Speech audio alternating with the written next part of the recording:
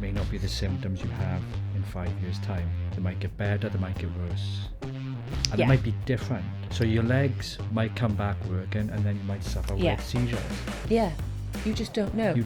I mean, there's this big question that a lot of people ask. Can FND be cured? It's so hard because as soon as I got the diagnosis, and I was having physio before this, the physio turned around and went, there's nothing we can do. There's nothing our department can do, because it's not something like you're not rebuilding the muscle or mechanically there's nothing wrong with you. So they're like, how can we... You mechanically you're fine, so there's nothing for us to fix, so you don't need the service. Yeah. So with FND, one of the things that I was surprised with what the doctor said when we went to see the specialist is that the symptoms that you have today may not be the symptoms you have in 5 years' time. They might get better, they might get worse. And they might be different. So your legs might come back working, and then you might suffer with seizures. Yeah, you just don't know. I mean, there's this big question that a lot of people ask. Can FND be cured? And some people have said yes. And some people, which I'm on their side with, who have said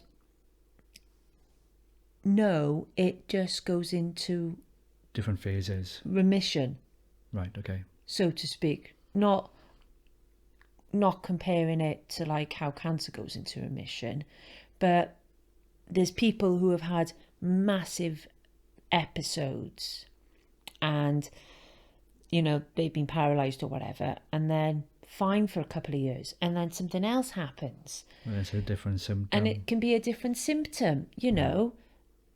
A few people have been diagnosed with FND because of having migraines.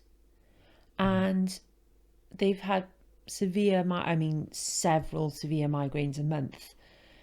And then that just makes me think, well, hang on. I've always suffered with migraines. Have I always had FND? You know, it...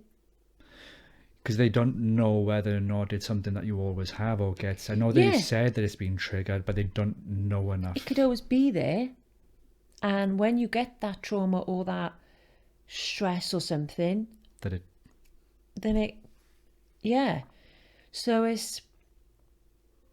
it's very strange.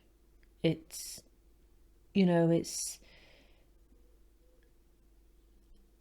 I've been very lucky that I've been able to, you know, start driving again. Yeah. It has an automatic, which is just weird. The first couple of times driving, I was like, where's the clutch? Oh no, brake. I missed my clutch. Yeah. Now I'm like, manuals, you know.